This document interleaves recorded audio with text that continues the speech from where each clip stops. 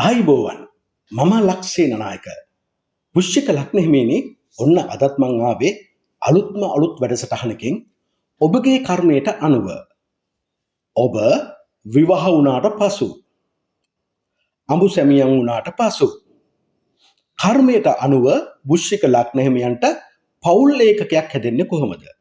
ගෙදරක් හැදෙන්නේ කොහොමද? මේ ගෙදර කියන ඇතුළත ඉන්න ඕන අය තමයි වෘශ්චික ලග්න හිමියනි ඔබගේ බිරිඳ හෝ ස්වාමියා, අම්මා වෙන්න පුළුවන්, තාත්තා වෙන්න පුළුවන්, ඔබගේ දරුවන් සහ මේ කරුවන්. මේම තමයි ඔබගේ පවුල් ඒකකය තුළ ඇතිවන සමාජිකයෝ ඇති වෙන්නේ. ඒත් එක්කම තවත් පැත්තකින් ඔබ දෙදෙනා එකතු වෙලා දැන් බොහෝ වෙලාවට වෘශ්චික ලග්න හිමියන්ට විවාහය තුළ විවාහ සහකාරියගෙන් හෝ විවාහ සහකරුගෙන් හෝ ඉඩකඩම්, දේපල, ගෙවල් දොරවල් ලැබෙන්න තියෙන අවස්ථාව වැඩි. අඩුම තරමේ ඉඩමක්වත් හම්බෙනවා. ඒතර ඔබට තියෙන්නේ ගෙයක් හදාගන්න විතරයි. මේ සියලු කරුණු විවාහයෙන් පසුව සිදුවන ආකාරය ගැනයි මම මේ කියන්නේ. ඔබගේ උපත අනුව සිදුවන ආකාරය නෙමෙයි.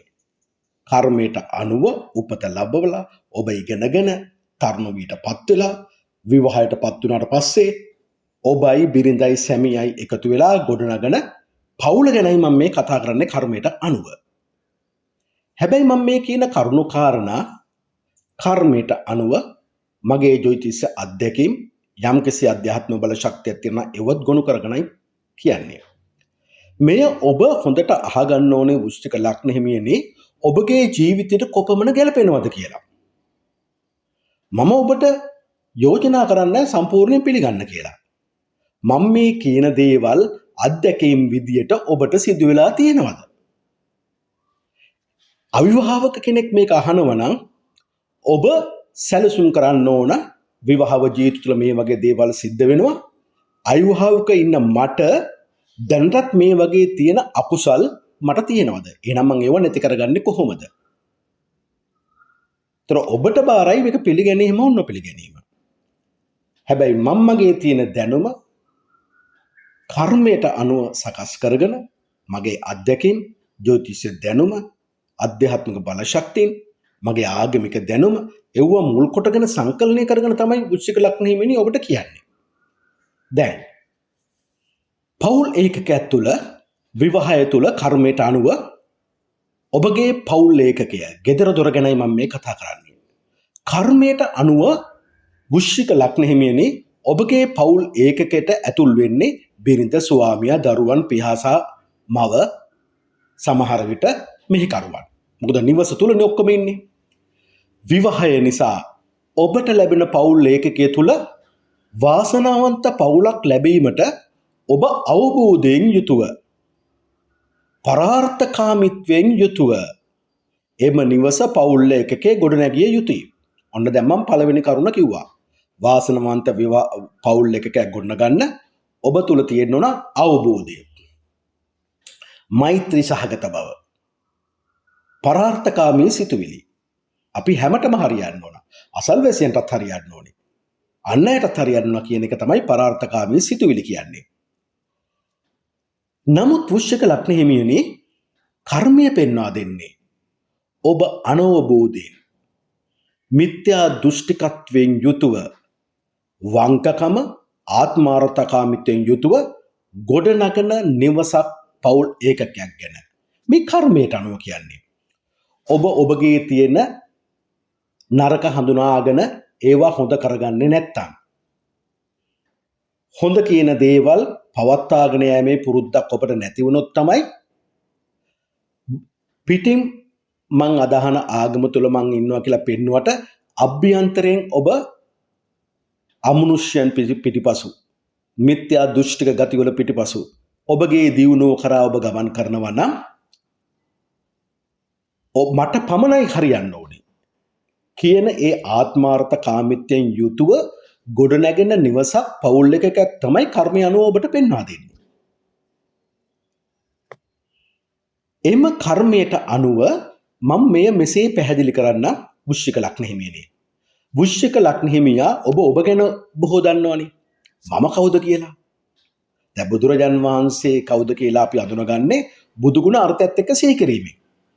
නැත්තම් බුදුන් කිව්වට අපි බුදුන් කියන්නේ කවුද කියලා දන්නේ නැහනේ. ඒ භාග්‍යවත් අරහත් ගෞතම සම්මා සම්බුදු බුදුරජාන් වහන්සේ කවුද කියලා දැනගන්න නම් බුදු ගුණ අර්ථයත් එක්ක දැනගන්න ඕනේ. එහෙම නැත්තම් බෞද්ධයෙක් වෙන්න බෑ. වෘශ්චික ලග්න හිමියා බොහෝ විට අශ්වයා ගිය පසු ස්ථාලය වහන කෙනෙක්. අර ප්‍රසිද්ධ කියමනක් තියෙනනේ. අශ්වයා පැනලා ගියාට පස්සේ තමයි ස්ථාලය වහන්නේ. පැනලා ගිහලා ඉවරයිනේ. පාඩුව වෙලා ඉවරයි. දැන් වෘශ්චික ලග්න හිමියත් බොහෝ වෙලාවට එසේ කරන කෙනෙක්. කර්මයට අනුව ඔබගේ විවාහ ජීවිතයේ තුල පෞල් ලේඛකය නිවස කවුද මේ නිවසේ ඉන්නේ වෘශ්චික ලග්න හිමියනේ? ඔබ සහ බිරිඳ ස්වාමියා, අම්මා තාත්තා, දරුවන්, මෙහෙකරුවන් අන්නේ කියන කට්ටිය. පළවෙනි එක තමයි ඒ පෞල් ලේඛකයේ දුර්වල වීමට පළවෙනි හේතුව කර්මයට අනුව. අඹු සැමියන් අතර නිසි අවබෝධයක් නොතිබීම. කතා කරද්දී එකම කරුණකට මත දෙකක ඉන්නවා. වෘශ්චික ලග්න හිමියට වෙලාවකට හිතෙන්නේ නැහැ සාවධානව තම බිරිඳ හෝ ස්වාමියා කියන දේ අහන්න. එහෙම නැත්නම් බිරිඳට හෝ ස්වාමියට අහන්න හිතෙන්නේ නැහැ ඒ දේ. ඒක තමයි අනවබෝධය. අනවබෝධය ඇති වුනහම නිවසක් තුළ හරි පහසුවෙන් මිත්‍යා දෘෂ්ටික ගතියට ඇති වෙනවා. ඒ කියන්නේ අනුන්ගේ උපදේශ අනුව ක්‍රියාත්මක වෙන්න බලනවා. හිතන්නකෝ පෞල් ඒකකේ අවුල් ජාලයක් වෙච්ච තමාගේ මිත්‍රයෙක්ගෙන් හෝ මිතුරුගෙන් හෝ උපදේශක් ගත්තොත් ඔබේ පවුලට හරියනවද කියලා හිතන්නකෝ වෘශ්චික ලග්න හිමියනේ. දෙවෙනි කරුණ නිතරම තමන්ට අවශ්‍ය උපකාරය සහයෝගය බිරිඳගෙන් ස්වාමියාගෙන් වෘශ්චික ලග්න හිමියන්ට නොලැබීම. අන්න වෘශ්චික ලග්න හිමියන්ට ලැබෙන්නේ නැහැ. තම බිරිඳගෙන් හෝ ස්වාමියාගෙන්. හිතන්නකො මෙහෙම. දැන් වෘශ්චික ලග්න හිමියා විශේෂයෙන්ම ප්‍රායෝගික ජීවිත ලෝකයේ තුල රහට කෑම කන්න කැමති කෙනෙක්. ගෙදර කෑම එක හරිය නැත්නම් පිටින් කනවා. ඒතකොට එවැනි ගෙදරක ඉන්න බිරිඳට රහට උයන්න බැරුව ගියා. එහෙම නැත්නම් මේ ළඟදී වෘශ්චික ලග්න හිමියෙක් මට කියපු කතාවක් මම මේ ඔබට කියන්නේ. මම හරි ආසයි රහට කන්න. මේ හොඳට සල්ලි තියෙන හොඳ ව්‍යාපාරිකයෙක්. යාන වාහන හොඳට තියෙන කෙනෙක්. හැබැයි මගේ බිරිඳ මට අවශ්‍ය දේ වියලා දෙන්නේ නැහැ. එයා කරන්නේ සෝමානටම අවශ්‍ය එළවලු පිණි ඔක්කොම ටික හදලා ෆ්‍රිජ් එකේ දානවා. වෙලාවට රත් කර දෙනවා. මම එහෙම කන්න කැමති නැහැ. මොකද මම පොඩි කාලේ ඉඳන් අම්මා තාත්තා එක්ක ඉන්න කාලේ ඉඳන් ඒ වෙලාව පිසගෙන උණුවේ කන කෙනෙක්. මේ දේ මට බිරිඳගෙන් ලැබෙන්නේ නැති නිසා ඒක ගැන කතා කරන්න ගියොත් දෙන්න අතර සම්ඩු සරවල් ඇති වෙන නිසා එක්ක මම තනියම බතක් උයා ගන්නවා එළවලු පින්නක් හදාගෙන ඒ නැත්නම් මම පිටින් කනවා. දැන් උදාහරණයක් මම මේ කිව්වේ මේ සත්‍ය දෙයක් මම මේ කිව්වේ. මම මේ කියපු කතාව හොඳට මතක තියාගන්න. මේ කතාවේ අවසානයේදී මම නැවත ඔබට ඉදිරිපත් කරනවා. ඒක හරි වැදගත් දෙයක් තියෙනවා. දැන් ඊළඟ කරුණ. අඹු සැමියන් අතර විරසකයන් නිතරම නිර්මාණය වෙනවා. මොකද මේ වෘශ්චික ලග්න හිමියන්ට තියෙනවා නිවස තුලදී හිත නිතරම වෙනස් වෙන ගතියක්. මේ දැන් හිතපෙක නෙමෙයි ඊළඟට හිතන්නේ. මේ දැන් කරන ක්‍රියාව නෙමෙයි ඊළඟට හිතන්නේ. ඒ නිසා තරහ එනවා. වෙලාවකට තමාගේ දරුවන්ව, බිරිඳව, මෙහෙකරුවන්ව හරියට ආදරය කරනවා. එක වෙලාවකට රුස්සන්නේ නැහැ. ඒ කියන්නේ නුරුස්සනවා. ඒ තුල විරසකයන් නිර්මාණය වෙනවා. මතභේද ඇති වෙනවා. ඒත් එක්කම බොහෝ විට වෘශ්චික ලග්න හිමියට මෙවැනි අකුසලයක් පවතිනවා. තමාව ජාතක කරපු අම්මට සලකන්න බැරි වෙනවා. ඒ සමහර වෙලාවට කසාද බඳින බිරිඳ ස්වාමියා නිසා වෘශ්චික ලග්න හිමියන්ට සිද්ධ වෙන්න පුළුවන්. එයා කැමති නැහැ තමන්ගේ අම්මට උදව් උපකාර කරනවට. ඒතර බොහෝ විට වෘශ්චික ලග්න හිමියා මම කියවනේ යමක්කමක් තියෙන තරගේ කසාද බඳිනවා කියලා. එතකොට ඒ தත්ත්වයට යට වෙන්න සිද්ධ වෙනවා. වෘශ්චික ලග්න හිමියා බය වෙනවා මං ඊට විරුද්ධව වැඩ කරන්න ගියොත් මට මේ ඉන්න තැනක් නැති වෙයි කියලා. එතකොට හිතලා බලන්න මම මේ කියන දේ. ඒ නිසා බිරිඳව අනුගමනය කරනවා. තමා අතින් තමා වදාපු තමා ජාත කරපු අම්මාට සලකන්නේ නැහැ. ලෙඩක් දුකක් හැදුනා බලන්න යන්නේ නැහැ. මං අර කියපු කතාව කියපු කෙනා මට කියනවා මගේ අම්මා කැන්සර් එකක් හැදිලා ඉස්පිතාලේ හිටියා. මගේ සහෝදර සහෝදරියෝ බලන්න ගියා. මම ඒ නගරයටත් ගියා. මගේ ව්‍යාපාර කටයුත්තක. නමුත් මට අම්මව බලන්න හිතුන්නේ නැහැ කිව්වා. අන්න හිත තුල තියෙන පෞකාරකම. අපි බෞද්ධ විදිහට දන්නවා ඒ භාග්‍යවතුන් රහත් ගෞතම සම්මා සම්බුදු බුදුරජාණන් වහන්සේ වදාරා තියෙනවා. අම්මා කියන්නේ දිවමන් ගෙදර බුදුන්. මහ ප්‍රඥා. ඒකනේ ආනන්තර පාප කර්මයටත් දාලා තියෙන්නේ අම්මගේ තාත්තගේ ලේසෙලෙව්වොත් අනිවාර්යයෙන්ම මේ අවිච්ච නරකාදීටම යන්නේ කියලා. එතකොට තමාගේ අම්මට සලකනවා කියන්නේ බුදුන්ට සැලකුවා වගේ ඒහා සමානව කුසලයක් ඔබට ඉපදිනවා. ඔබ ඒ අවස්ථාවත් නැති කරගන්නවා. ඒ බොහෝ විට තමා කසාද බඳින බිරිඳ ස්වාමීන් වහන්සේ වෙන්නත් පුළුවන්. ඔබත් උපත තුල ගේනවා එවැනි අකුසලයක්. වෘශ්චික ලග්න හිමියා මොකද්ද කරන්නේ? තමාගේ අම්මට සලකන්නේ බිරිඳගේ අම්මට හොඳට සලකනවා. ඒකත් හොඳට මතක තියාගන්න. හතරවෙනි කරුණ විවාහය අඹු සැමියන්ගේ පැවැත්ත දුර්මල කරන්න පුළුවන්. විවාහය. මොකද මේ කේන්දරයේ විවාහය තමා කසාද බදින බිරිඳෝ ස්වාමිය පසු කරලා ගිහිල්ලා ආපහු හැරිලා මෙයා මට හොඳ වෙන්න පුළුවන් කියලා එන ගමනක්. විවාහව ජීවිතය තුළ කර්මයට අනුව වෘශ්චික ලග්න හිමියන්ට දෙගිඩියාවක් තියෙනවා කසාද බඳින කෙනා කෙරෙහි. මෙය මට හරියයිද නැද්ද? ඒතර විවාහය තුළ වෘශ්චික ලග්න හිමියන්ට කර්මය තුළ තියෙනවා ජීවිතේ වරින් වර දරුණු මුදල් අගකිකම් වලට මුණ පාන්න සිදු වෙන්න පුළුවන්. තමාගේ ළඟම ඉන්න අය සේවක සේවිකාවෝ තමාගේ යටත් සේවක සේවිකාවෝ මෙහෙකරුවෝ ජීවිතේ තමා අමාරු වැටෙන අවස්ථාවලදී වෘශ්චික ලග්න හිමියන්ම අතහැරලා පැනලා යනවා. ඒ තමයි වෘශ්චික ලග්න හිමියන්ට තනිව ජීවත් වෙන කාලවල එන්නේ. ඒත් එක්කම වෘශ්චික ලග්න හිමියන් ලස්සනට ගෙවල් දොරවල් හදා ගන්නවා. පිටින් ලස්සනට පෙනුනට ගේ ඇතුළත අපායක් වෙන්න පුළුවන්. ඇයි එකිනෙකාට සමගි නෑ. සමගිය ඇති කරගන්න බෑ. ඇයි හදවත වංකකමින් පිරීලා ආත්මාර්ථකාමයෙන් පිරීලා මට විතරයි හරියන්න ඕන කියලා නිතරම හිතනවා. ඒ නිසානේ බෞද්ධයෙක් වන අපේ උතුම් වූ බෞද්ධකම ඇතරලා මිත්‍යා දෘෂ්ටික නොපෙන්න බලවේගය තුල අමනුෂ්‍යම් පසුපස හඹා යන්නේ දියුණුව පිණිස ආරක්ෂාව පිණිස. ඒක තමයි අනවබෝධය. එතකොට වෘශ්චික ලග්න හිමියන්ට පෞල් ලේඛකයේ තුල කර්මය පෙන්නනවා. ජීවිතේ එක්වරක් හරි සමාජයට මුහුණ දෙන්න බැරුව අගහුරුවටපත් වෙලා ගෙදරටම කොටු වෙන්න හෝ ගෙදරින් පිට වෙලා සැඟවිලා ඉන්න කාලවල් උදා වෙන්න පුළුවන්. ඇයි ඔබ අන් අයගේ දේවල් හොරා ගන්න දක්ෂ නිසා. ඉඩමක් කඩමක් වුණත් හොරොප්පුවක් ගල ලියා ගන්න පුළුවන් ශක්තියක් තියෙනවා වෘශ්චික ලග්න හිමියන්ට. මම මේ කර්මය අනුව කියන්නේ ඒක මම සාධාරණීකරන්න යන්නේ නැහැ. ඔබ හිතලා බලන්න ඔබ ඒ වගේද කියලා. හරි? ඒතර ඒ වගේ වැඩක් කරද්දී වෘශ්චික ලග්න හිමියන්ට අර බිරිඳකින් ස්වාමීන්නුත් සපෝට් එක හම්බෙන්න පුළුවන්. ඕන නරක වැඩේම කරන්න. ඒක තමයි අපිට හොඳ. හරි? ඒක මම කිව්වේ විවාහය දුර්වල කරන්න පුළුවන් කියලා. ඔබ බලාපොරොත්තු වෙන ධනාත්මක ආගම දහමට ලැබී පංචශීලයේ රකින්න තමන්ගේ අම්මා තාත්තා විතරක් නෙමේ ස්වාමියාගේ අම්මා තාත්තව දිව්හිමියෙන් ආරක්ෂා කරන තම ස්වාමියාගේ බිරිඳගේ ඥාතින් ආරක්ෂා කරන ගෞරව කරන බිරිඳක් හෝ ස්වාමියෙක් නොලබෙන්න පුළුවන් කියන කතාවයි කර්මය තුල කියන්නේ. තමන්ට වාසි කෙනා විතරක් නෑද අය වුණත් ආශ්‍රය කරනවා. සහෝදරයෝ වුණත් නැත්තම් දුප්පත් නම් අතහැරලා දානවා. ඒගොල්ලෝ ගෙදරටවත් තිනවට කැමති නෑ. මේක තමයි විවාහය දුර්වල කිරීම කියන්නේ. ඒත් වගේම වෘශ්චික ලග්න හිමියන්ට ලැබෙන බිරිඳ ජීවිතේ එක්වරක් හරි දරුණු අසනීප වලට ගොදුරු වෙන්න පුළුවන්. බාහිර වශයෙන් පෙන්වන්නේ නැහැ. නමුත් ශරීර අභ්‍යන්තරය දුර්වල කරන්න පුළුවන්. ඒ නිසාම වෘශ්චික ලග්න හිමියා විවාහය අතහැරලා යන්නෙත් නැහැ. පවුල් එකක අතහැරලත් යන්නේ නැහැ.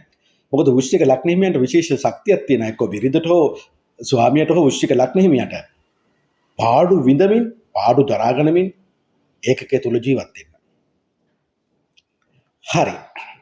දැන් අනික තමයි වෘශ්චික ලග්න හිමියනේ ඔබ දන්නෝනේ ඔබ කවුද කියලා.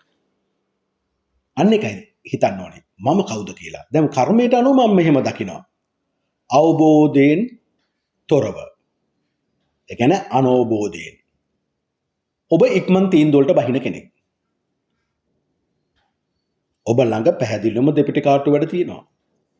රහස් වැඩ තියෙනවා. තනිව වාසය කරන වෙලාවලුත් තියෙනවා. තමාට කරුණු කාරණා හොයන්න වුණොත් තුත්තුකාරයෝ දාලා ඒ කරුණු හොයාගන්නත් දක්ෂයි. මන්ත්‍ර ගුරුකම් වල සහාය පතනවා ජීවිතය තුළ. පිටට බෞද්ධයා, පිටට කතෝලිකයා. නමුත් ඇඟ ඇතුලෙන් අමනුෂ්‍ය පිරිච්ච තැන් තමයි තියෙන්නේ. අන්‍යයන්ට අලාභ කර හෝ ධනය උපයන්න ඔබ දක්ෂ කෙනෙක්. ඔබට ධනය කොහෙද තියෙන්නේ අනිත් කෙනා ගැන ඔබ සලකන්නේ නැහැ. හොඳින් හෝ නරකින් හෝ තමාගේ ඒ ආදායම් මාර්ගය, ඒ මුදල් ලැබීම තමයි කරගන්න ඔබ පැකිලෙන්නේ නැහැ. සමහර විට බොහෝ විට ඔබ විවාහයටපත් වෙන්නේ යමක්කමක් තියෙන කෙනෙක් එක්ක. ඒ කර්මයටම මේ දේ සලස්සලා තියෙනවා වෘශ්චික ලග්නෙ මිනිහ ඔබට. ඒ විට එතකොට ඇත්තටම ආදරේ නැහැ. සමහර වෘශ්චික ලග්නෙ මිනිහ මම දැකලා තියෙනවා. මගේ කේන්දර බලන්න ඇවිල්ලා තියෙනවා.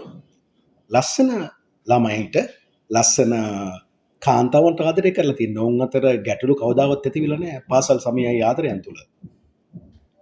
නමුත් වෘශ්චික ලග්නෙ මිනිහන්ට කර්මයට අනුව යමක් කමක් තියෙන තැනකින් කසාද බඳින්න තියෙන ගිජුකම මුල් කොටගෙනම බොහෝ විට විවාහ සිද්ධ වෙන්නේ සත්‍ය ආදරයක් මුල් කොටගෙන නෙමෙයි.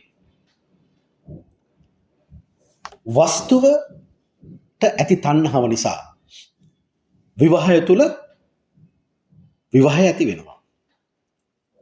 දිට්ඨ ධම්ම වේදිනිය අනුව විවාහය තුල මුදල් අමාරුකම් වලට මුහුණ පාන්න සිදු වෙනවා. ඔබගෙනුත් මුදල් ගත්ත අය ඔබට නොගවා හරින්න පුළුවන්. එහෙම නැත්නම් නීතිමය නැති කරුණු වල නීතිමය ආවරණ නැති දේවල්ට ඔබ මුදල් ආයෝජනය කරලා එයින් පාඩු ගන්න සිද්ධ වෙන වෙලාවල් තියෙනවා. දැන් එවැනි අවස්ථාවන්ට හම්බුනොත් ඔබගෙන් පාඩුවටපත් වුණු පිරිස් ඔබ සොයාගෙන ගෙදර එනවා. ඒකයි මම කිව්වේ එක වෙලාවක එක් ජීවිතේ වරක් හරි ඔබට ගෙදර ඉන්න බැරුව ගෙදරින් පැනලා සැඟවිලා ඉන්න අවස්ථාවන් සිදු වෙන්න පුළුවන්. අර ඒක තමයි කර්මයට තුල වෘශ්චික ලග්න හිමියන්ට කියන්නේ තනුවේ ඉන්න සිද්ධ වෙනවා කියලා. අනිත් එක තමයි ඔබට හොඳ හැකියාවක් තියෙන අනුසතු දේ හොරා ගන්න.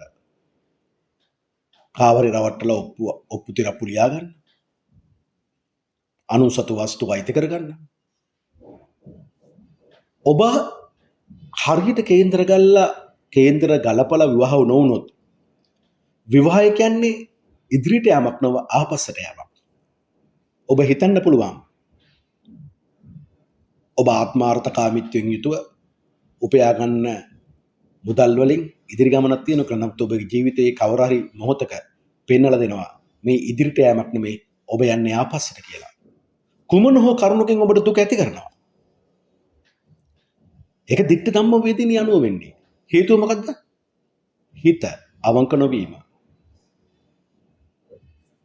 මෙවැනි අයෙක් ඔබේ කර්මයට අනුව තම නිවස තුල පවුල් ලේඛකය තුල තම මවට සලකන්නේ වන්නේ නැහැ. මවට අගෞරව කරන අයෙක් වෙන්න පුළුවන්. මවගේ හිත රිද්දන කෙනෙක් වෙන්න පුළුවන්. කර්මයට අනුව ඔබගේ ඔබගේ මවගේ ආයුෂ කිටි වෙන්න පුළුවන්. දැන් කර්මයට අනුව පෙන්වලා දෙනවා බුදුරජාණන් වහන්සේ ඒ භාග්‍යවතුන් ගෞතම සම්මා සම්බුදු බුදුරජාණන් වහන්සේ වදාරනවා අම්මා කියන්නේ බුදුන් වගේ. ඒතොර ඒ අම්මට සැලකුවොත් ඔබට කොච්චර පින්යි තියෙනවද? ඒතොර අම්මගේ ආයුෂ කෙටි වෙන්නේ ඇයි? ඔබට ඒ පින සලස ගන්න ඉඩ දෙන්නේ නැහැ. ඔබ අම්මත් එක්ක තරහ වෙන්නේ ඇයි?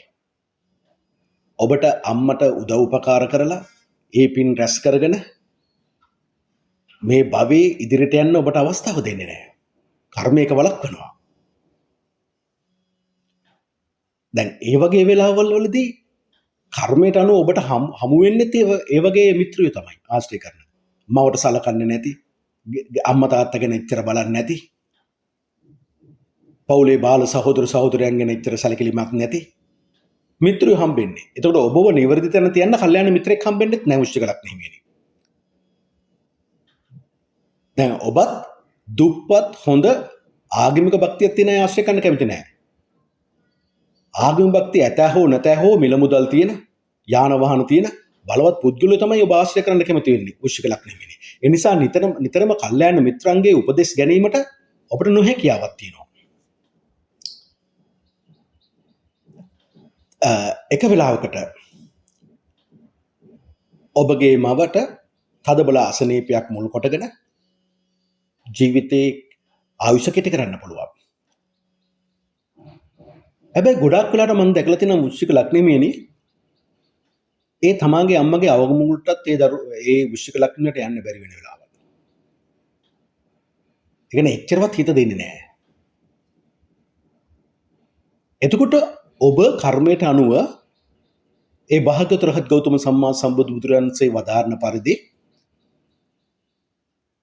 බුදුන් මෙන් සලකන මහ බ්‍රහ්මයා මෙන් සලකන අම්මට සලකලා ගෞරව කරලා රැක බලාගෙන පින් කරගන්න තරම් ඔබ භාග්‍යවන්තෙක් නොවෙන්න පුළුවන්. භාග්‍යවන්තෙක් නොවෙනවා. දැන් කතෝලික ආගමක වුණත් දසපනත අනුව තියෙනවනේ දෙමව්පියන් රකින්න කියලා. ඒ දෙමව්පියන් රැක්කොත් තමයි දෙවියන්ගේ ආශිර්වාද ලැබෙනවා කියලා දසපනත අනුව කතෝලිකයන්ට පෙන්වලා දෙන්නේ මග. ඔබ තම මවට ඕන තරම් රිද්දලා ඇති ජීවිතය තුළ හිතන්න බලන්න. කොහොමද ඔබ රිද්දන්නේ? බොරු කියලා ඇති අම්මට. අම්මට පරුෂ වචන බැනලා නැති. බැනලා නැත්තම් හිතෙන් හරි එක හිතලා ඇති. බුදුරජාණන් වහන්සේ කර්මයට අනුව කියනවා සිතීම ක්‍රියාව දෙකම සංස්කාරයන් ඇති වෙන්න හේතු වෙනවා කියලා. ඒත් එක්කම හිස් වචන කියලා ඇති. අම්මට විරුද්ධව අනිත්‍යයට කේලම් කියලා ඇති. සමහර වෘශ්චික ලග්නෙහිමියෝ මට ඇවිල්ලා කියනවා මගේ අම්මා මේ මට මේ දියුණු වෙන්න උදව් කළේ.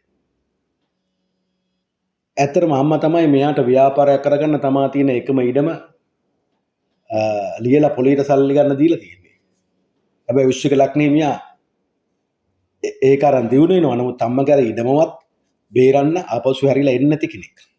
බොහෝ වෙලාවට. ඒත් එක්කම අර මං කියවනේ මව අසනීප වෙලා ඉස්පිතාලෙදී ඒ අම්මව බලන්න යන තරම්වත් වෘශ්චික ලග්නයන්ට හිත දෙන්නේ නැහැ. මොකද හිත සමහර වෙලාවට වෘශ්චික ලග්නෙහිමියන්ගේ හරි පව්කාරයි. පවට බර වෙනවා. මේ සියලු කර්ම විපාක තුල ඔබ විවාහ වූ පසු ඔබගේ නිවසේ අභ්‍යන්තර සිදුවීම් මෙසේ පෙළගස්වන්න පුළුවන්. මේ කර්මයට අනුව විය හැකි දේවල්. ඔබ නිවස තුලදී හරි උද්‍යෝගමත් කඩිසරයි. හැබැයි නිවස තුල ඔබගේ හිත නිතර වෙනස් වෙන සුළුයි. ඒ කියන්නේ හිත ස්ථාවර නැහැ. ඒ ස්ථාවර නැතුණාම ඔබත් එක්ක ඉන්න අනිත් අයට හරි පීඩාවකටපත් වෙනවා. ඔව් ඔබ නිසා. නිවස තුලදී ඔබට තරහ වැඩියෙන් යනවා. ඒ නිසා සිය පවුල් ලේඛකය තුල බොහෝ විට දුක් කරදර වලට මුහුණ පෑමට සිදු වෙනවා. ජීවිතේ එක්වරක් හෝ සතුරු කරදරයක් නිසා නිවස හැරදමා සැඟවී සිටීමට සිදුණු අවස්ථාවක් විවාහ ජීවිතයේ පවුල් ඒකකය තුල ඔබට ඇති විය හැකියි. නිවස තුල සිටින ඔබගේ දරුවෝ වැඩි වාසනාවන්තයි නොවෙන්න පුළුවන්. එක්ක අසනීපේ කාර්යයේ දරුවෝ අතර ඉන්න පුළුවන්. නැත්තම් ඉගෙනීම තුළ දුර්වලකාරයෙක් ඉන්න පුළුවන්. ඒ නිසා ඔබගේ සතුට ඔබට ඇති වෙන්නේ නැහැ. ඒ තුල ඔබ යම්කිසි දුකක් විඳින්න වෘශ්චික ලග්න හිමිනි ඔබට සිද්ධ වෙනවා.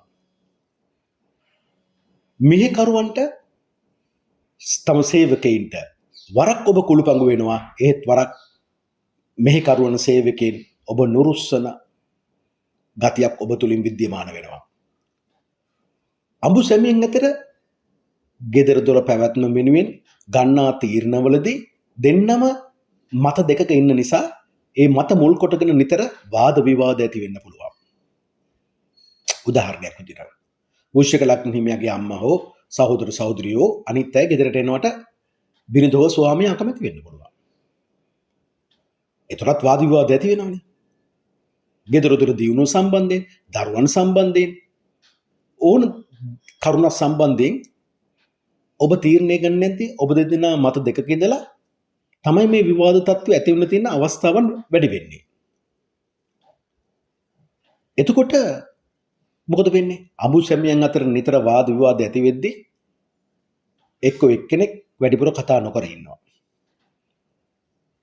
ඒ කතා නොකර ඉන්නේ අපි කසාද බඳින්නේ වෘශ්චික ලග්න හිමියනේ.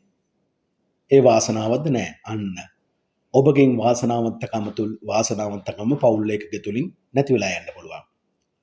ගෘහ ජීවිතය තමන්ගේ කුටුම්බය පවත්වාගෙන යාමට බොහෝ කරදර විඳීමට සිදු වෙනවා.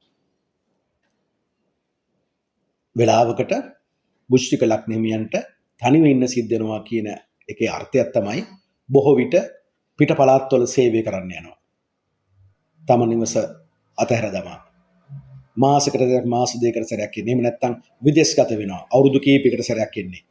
එහෙමත් මෙය ඒ තනිවීම නිර්ණය කරන්න පුළුවන්. ගෙදර සිටින කාලය අඩු වෙනවා කියලා කියන්නේ ඒ නිසයි. විදේශ ගමන්, විදේශ රැකියාව තුලත් ඒකට අවශ්‍ය කරුණු කාරණා ප්‍රතිපාදන ඇති වෙනවා. හිත තුල දැන් මේ වෘශ්චික ලග්න හිමිනේ මම කතා කරන්නේ ඔබ ගැන. ඔබ පිටට හරිම බෞද්ධයා. හරිම කතෝලිකයා. හැබැයි ශරීරය ඇතුලේ ආගම භක්තිය නැහැ.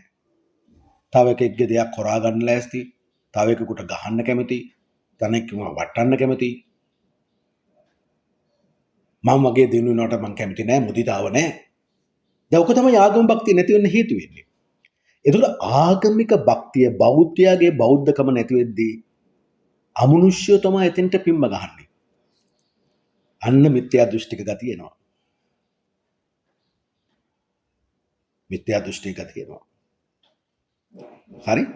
ඒත් එක්කම ජීවිතයේ පසු කාලය විශේෂයෙන් අවුරුදු 50න් පසු කාලය ඊතා දුක් කරදර සහිත විය හැකියි. එක්ක සල්ලි මිල මුදල් ඔක්කොම තියෙනවා, ප්‍රීතිය සතුට නැහැ. එහෙම නැත්නම් තමා හරි හම්බ කරගත්ත දේ නැති වෙලා. මවට බිරිඳට නොසැලකිලිමත්ව සිටීම. දැන් මේ දුක් කරදර සහිත ඔබට ඇති වෙන්න දිට්ඨ ධම්මවේදිනිය අනුව ඔබ මේ ආත්මය තුල ජීවිතය තුල කියපු කරපු දේවල් ටිකක් මම මේ කියන්නේ. මවට බිරිඳට සලකන්නේ නැහැ. ඔවුන් ගැන නොසලකිලිමත් වෙනවා. තමාගේ කටයුතු ගැන විතරයි බලන්නේ. ගරුසරු බව නොදැක්කීම කාටද? මවට තම බිරිඳට හෝ ස්වාමියාට. ඉවසිලිවන්තකම නැහැ.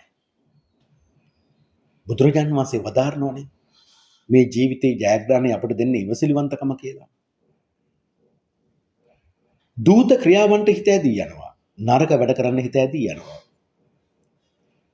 ඔබ ජීවිතය තුළ බලන්න වෘශ්චික ලග්නේ මියනේ. ඔබ ජීවිතයේ වරක් හරි නරක ප්‍රසිද්ධිය ලබන්න උරුමයක් තියෙන කෙනෙක්. ලෙඩ දුක් සාද ගන්නවා. හදිසි විපත් වලින් තුවාල සිදු වෙන්න පුළුවන්. පපුව පෙරහැල්ල ආශ්‍රිත රෝග තත්ත්ව උස්සන්න මේ ශල්‍ය කර්මයන්ට භාජනීය වෙන්න පුළුවන්. වෘශ්චික ලග්නේ මියනේ. ස්ත්‍රීන් නිසා, මත්පැන් නිසා ඔබ ඔබගේ ජීවිතේ විනාශ කරගන්නෙක්, ඔබගේ වස්තුව නැති කරගන්නෙක් වෙන්න පුළුවන්. විපත්ති වලට මුහුණ දීමට සිදු වෙනවා. පාප ක්‍රියාවන් සෙල්ලම් ලෙස කරන්නෙක් ඔබ. එහෙම දෙයක් නොකළොත් මට මේ හැපි නෑ කියන ගතියක් තියෙනවා. ඔබේ ඉපදීම මවට අමාරු උප්පත්තියක් වීමට බොහෝ විට ඉඩ තියෙනවා. ඔබේ උපත තුළම භාර්යාව හෝ ස්වාමියාට හානිගෙන දෙන තත්ත්ව තදබල අසනීප වලට ගොදුරු වීමට ඉඩ කඩ තියෙන බව කර්මය විසින් පෙන්වලා දෙනවා. ඒත් එක්කම තම නිවස තුළ, ඒ කියන්නේ නිවස තුළ තමාගේ හිත තුළ ආගමික භක්තිය නැති වුණ ගමම්ම මම කියවනේ ඒ හිඩස පිරවන්න එන්නේ මිත්‍යා දෘෂ්ටික අය. අමනුෂ්‍ය වෙන්න පුළුවන්, යක්ෂය වෙන්න පුළුවන්, ප්‍රේතය වෙන්න, භූතය වෙන්න පුළුවන්, නාගය වෙන්න පුළුවන්, ගන්ධර්වය වෙන්න පුළුවන්. ඒකනේ මොන දේ තිබුණත් නිතරම වෘශ්චික ලග්නමියා හදවතින් කඩා වැටෙන්නේ. හෝස් ගාලා. අන්නගේ ඉඩකඩම් වස්තුව සොරා ගැනීම. ඒ නිසා හිතින්වත් එහෙම දෙයක් හිතන්න එපා. මේ ඉඩම මට තිබ්බනම් හොඳයි, මේ වගේ ගයක් මට තිබ්බනම් හොඳයි කියලාවත් හිතන්න එපා වෘශ්චික ලග්නෙමේදී. ඒත් එක්කම තවත් අයෙකුට ශාරීරික හානියක් පවා කිරීමට ඔබ පසුබට වෙන්නේ නැහැ. ඒ කියන්නේ භයානක තීරණ ගන්න ඔබ පසුබට වෙන්නේ නැහැ. ද්වේෂයේ, ක්‍රෝධයේ, වෛරය හිත තුළ පැලපැදියම් වෙච්ච කෙනෙක්. දැන් මේ වලින් ගැලවෙන්න නම් හැමදාම මෛත්‍රිය භාවනාව කරන්න ඕන කෙනෙක්. ඊළඟ කරුණ වැරදි කාම සේවනය. වැරදි කාම සේවනය කියන්නේ තමාගේ බිරිඳ හොඳ ලස්සන බිරිඳක් සිටිද්දී වෙනත් පරිස්ත්‍රීන් කරා පහස ලබන්න යනවා. තමාට හොඳ ස්වාමියෙක් ඉද්දී පර පිරිමින් කරා පහස ලබන්න ඔබ ඇදී යන වැරදි කාම සේවනය. ඊළඟ කරුණ මත්පැන් භාවිතය. බොහෝ වෙලාවට මේ වෘශ්චික ලග්නීමියෝ තමගේ නිවස තුළ මත්පැන් භාවිතා කරනවා. සාද පවත්වනවා. ඔබ දන්නවද? යක්කු, ප්‍රේතයෝ, භූතයෝ වෙන්නේ මොන අකුසලයක් නිසාද කියලා? පංචශීලයේ කඩන නිසා. එක්ක ප්‍රාණඝාත අකුසලයේ කරලා තිනවා, එක්ක අනුන්ගේ දේවල් හොරකම් කරලා තිනවා, එක්ක වැරදි කාම සේවනය කරලා තිනවා, එක්ක බොරු කියලා තිනවා, කේලම් කියලා තිනවා, හිස් වචන කියලා තිනවා, පරුස වචන කියලා තිනවා, එක්ක මත්පැන්, මත්ද්‍රව්‍ය භාවිතා කරලා තිනවා. නිවසක මත්පැන් භාවිතා වෙද්දී ඒකෙන් පෙන්වන්නේ අමනුෂ්‍යයන්ට ඔබේ ගෙදරට එන්න වීසා එක ඔබ ඕපන් කරලා තියෙනවා. ඔවුන්ට කිසි අපහසුයක් නැතුව ගෙදරට එන්න පුළුවන් කියන කතාව තමයි මේ කියන්නේ. ඒ නිසා මේ කරුණු කාරණා නිසා ඔබ අමනුෂ්‍යයන්ගේ, ප්‍රේතයන්ගේ, භූතයන්ට, ගන්ධර්වයන්ට, නාගයන්ට ඔබේ හිත තුළ පැමිණීමට, ඔබ ඉන්න නිවසට පැමිණ පදිංචි වීමට අවසර දෙනවා. මේ අපි වගේ තමයි ඒගොල්ලෝ ජීවත් වෙන්නේ. ඒකනේ බුදුරජාණන් වහන්සේගේ ඒ භාගතුන් ගෞතම සම්මා සම්බුදුන් වහන්සේගේ කාලෙකදී සාරිපුත්ත මහ රහතන් වහන්සේ, මහා මොග්ගල්ලාන මහ රහතන් වහන්සේ, මහා කාශ්‍යප මහ රහතන් වහන්සේගේ පරම්පරාවෙන් පැවැත්වෙන ආර්යසාකෝ සංඝරත්නය සමූහයක් භාවනා කරන්න ගිය ගස් බොහෝ ගස් තියෙන තැනකට. නමුත් රාත්‍රී කාලයේදී භාවනා කරන්න හිත දුන්නේ නැහැ. හැබැයි ඇත්තටම එතන හිටියේ එතන හිටපු දෙවිවරු කියවම සමහර යක්ෂ සේනාධිපති දෙවිවරු හිටියා. ඒගොල්ලෝ බය වුණා මේ සංඝයා වහන්සේලා මේ තැන අල්ල ගනී කියලා. ඒකයි ශබ්ද හඬ නගලා බය කරලා සංඝයා වහන්සේලාව පළව හැරියා. සංඝයා වහන්සේලා බුදුරජාණන් වහන්සේට පැමිණ මේ කරුණ සැලකලා. බුදුරජාණන් වහන්සේ වදාලා කර්ණීයමිත සූත්‍රය කියන්නේ. මොකද්ද කර්ණීයමිත සූත්‍රයෙන් කියන්නේ? සියලු සත්වයන්ට කරුණාව, මෛත්‍රිය දක්වන බව. ඒක නිතරම ප්‍රකාශය කරද්දී ඒගොල්ලෝ බය වෙන්නේ නැහැ. අමනුෂ්‍යයන්නුත් අපිට උදව් උපකාර ලැබෙනවා. මොකද අමනුෂ්‍යොත් දැන් මනුෂ්‍ය අප අමනුෂ්‍යයන්ට වැඩිය පින්මත්. මොකද අපි මනුෂ්‍ය ජීවිතයක් ලැබලා තියෙන්නේ. ඒකට අර හොඳම උදාහරණයක් කියනවා. අසුර ලෝකේ 이르දියෙන් යන්න පුළුවන් අසුරෙක් වෙලා ඉපදෙන්න තියෙන පින, ඒ පිනම අරගෙන කෙනෙක් ලෝකේ මිනිසෙක් වෙලා මේ මිනිසෙක් වෙලා ඉපදුනොත් ඔහු අනිවාර්යයෙන්ම ආබාධිතෙක් වෙනවා කියන්නේ බුදුරජාණන් වහන්සේ වදාරනවා. ඒතකොට මේ පින ගැළපෙන ආකාරය බලන්න. අසුරයට 이르දි බලෙන් ඕන තැනකට යන්න පුළුවන්. හැබැයි මේ පිනම අරගෙන යා මිනිස් ලෝකෙ ඉපදුනොත් එයා ආබාධිතෙක්. එහෙනම් මනුෂ්‍ය උපතක් ලබන්න කොච්චර මහන්සි වෙන්න ඕනද? කොච්චර පින් තියෙන්න ඕනද? හැබැයි මනුෂ්‍යයාට අනිත් ලෝක දිහා බලන්න බෑ. හැබැයි අසුරයන්ට, ප්‍රේතයන්ට, භූතයන්ට බලන්න පුළුවන්. ඒකෙන්නේ නොපෙන්න බලවේග තැන් වලට ගියාම තමාගේ නිවසේ තියෙන තැන, විදිය, ගස් කොළන් ගැන කියන්නේ. ඒතර අපේ මිනිස්සු රැවටෙනවා. අම්මා පුදුමයිනේ මාර්ට කිව්වට. හැබැයි විනාඩි 5කට වැඩි අහගෙන හිටියොත් ඒතුළු ටික ඔක්කොම බොරු. මොකද ඒ භූතයාගේ විෂයපතේට අහුවෙන්නේ ඒ ප්‍රමාණය විතරයි කියන්න පුළුවන් වෙන්නේ. හරි? ඒතර ඕන කෙනෙක් තමන්ගේ වර්ගය දිනු කරගන්න කැමති. ඒතර ඔබ අමනුෂ්‍ය ප්‍රිය කළොත් එවැනි තැන් වලට ගියොත් එයා බලන්නේ ඔබවත් ඒ පැත්තටම ගන්න. එතකොට ඔබට නරක දේවල් කරන්න උගන්වන්නේ. මොකද ඔබගේ මේ ජීවිතයේ පැවැත්මෙන් පසුව ඔබ ඊළඟට යන්නේ පෙරේත ආත්මයකට. ඒතර ඒගොල්ලන්ගේ පිරිස වැඩි වෙනවා. එහෙම තමයි ඒගොල්ලෝ හිතන්නේ. හරි. ඒ නිසා එක් විටක ඔබේ ගෙදර ඔබට අපායක් ලෙස සැලකෙන්න පුළුවන්. නිවස තුළ වැඩිපුර ඉන්න හිතෙන්නේ නැහැ. උදේ පාන්දරම එළියට යනවා. රැය වෙලා එනවා. ඒ නිවස තුළ උදේ තියෙන සමාදානකම සාමකාමී බව හැන්දෑවෙදි නැති වෙලා යන්න පුළුවන්. ඒ තමයි අමනුෂ්‍යයන්ගේ සෙල්ලම. මේ ගැන ලස්සන කතාවක් තියෙනවා. මේක වෘශ්චික ලග්නෙමිනේ බෞද්ධ විදියට ඔබ තේරුම් ගත යුතුයි, දැනගත යුතුයි. බුදුරජාන් වහන්සේ ගිරිකුච පර්වතයේ වැඩවසන කාලයේ ඒ භාගතුන් රහත් ගෞතම සම්මා සම්බුදුරජාණන් වහන්සේ ගිරිකුච පර්වතයේ වැඩවසන කාලයේ සතරවරම් මහා දේවරු පැමිණිලා ආටානාටිය සූත්‍රය පිළිගන්නවා බුදුරජාන් වහන්සේට. වෛසවන සතරවරම් මහා දේවදරන් වහන්සේ තමයි මේ අනිත් සතරවරම් මහා දේවරු වෙනුවෙන් මේ ආටානාටිය සූත්‍රය පිළිගන්නුවේ. පිළිගන්වලා මෙහෙම කතාවක් කියනවා. භාග්‍යවතුන් වහන්සේ ඔබගේ බුද්ධ ශාසනයේ උපාසක උපාසිකාවන් සිටිනවා. එන හොඳ අය, වඩා හොඳ අය ඉන්නවා. ඒ උපාසක උපාසිකාවන් කියන්නේ පංචශීලය ආරක්ෂා කරන අපි වගේ අය. භික්ෂු භික්ෂුණීන් ඉන්නවා. ඊටා හොඳ අය ඉන්නවා. ඒගොල්ලෝ අටසිල් දසසිල් රකින්නවා. හැබැයි මේ වගේ අයටත් අපේ අමනුෂ්‍යෝ, ප්‍රේතයෝ, භූතයෝ, අසුරයෝ, ගන්ධර්වයෝ, නාගයෝ ඇවිල්ලා කරදර කරන්න පුළුවන්. ඒ කරදර කිරීම ගැන ආටානාටි සූත්‍රයේ මෙසේ පැවසෙනවා. ඔබ පංචශීලය රැක නොගන්නා විට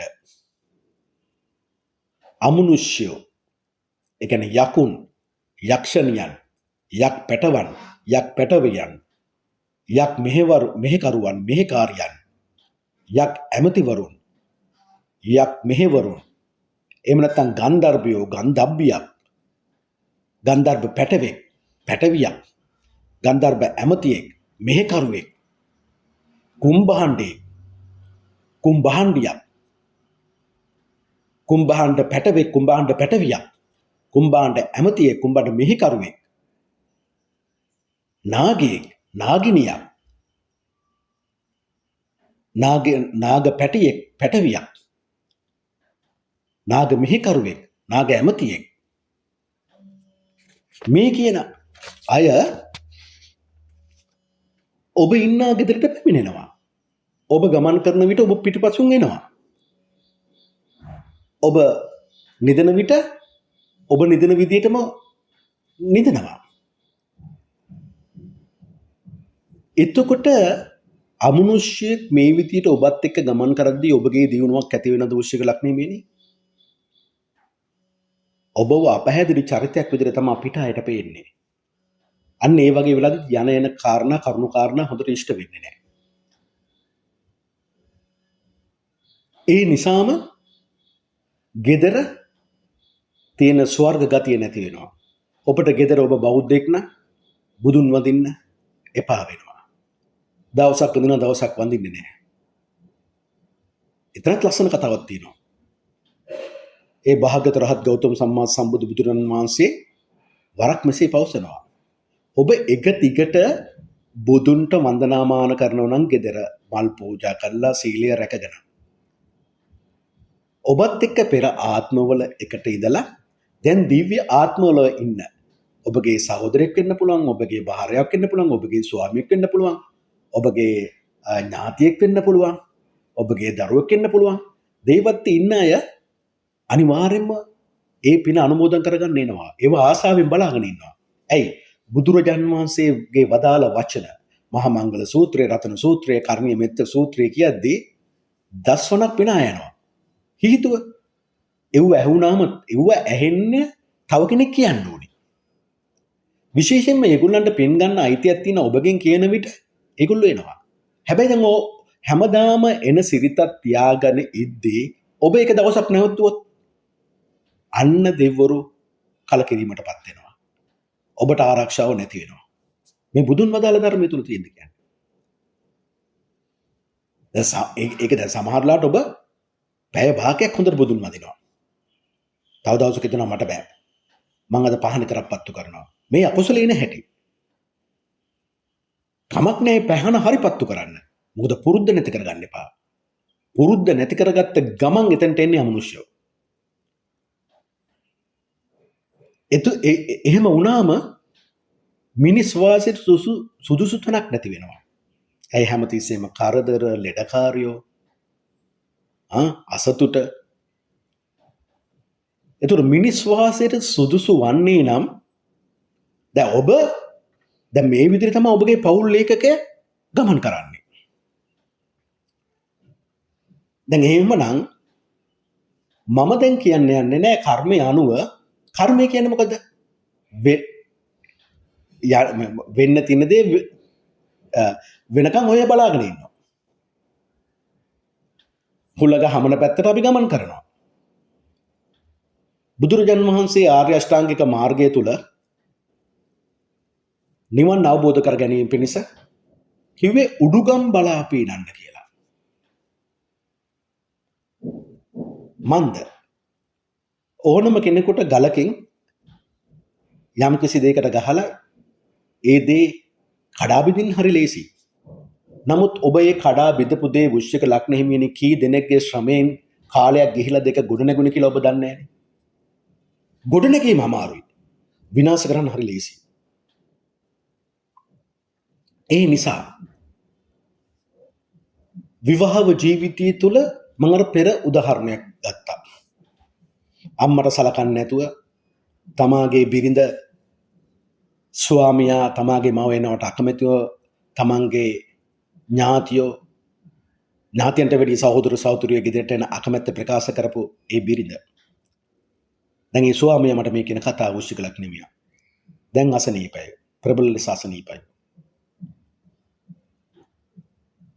තමන්ගේ තුන්වෙනි දරුවගේ විවාහයට මේ බිරිඳ කියන වෘශ්චික ලග්න හිමියට අනේ මහත්තයෝ අපි ඔයාගේ සහෝදරයන්ට අපි ආරාධනා කරමු. හැබැයි පළවෙනි විවාහයට ආරාධනා කළේ නැහැ. තරහයි. හැබැයි වෘශ්චික ලග්න හිමියා ආරාධනා කරන්නේ නැහැ. මං එහෙම වෙයි කියලා. නෑ මේ ගෑණි තමයි මාව මගේ සහෝදරයන්ගෙන් වෙන් කළේ කිව්වා.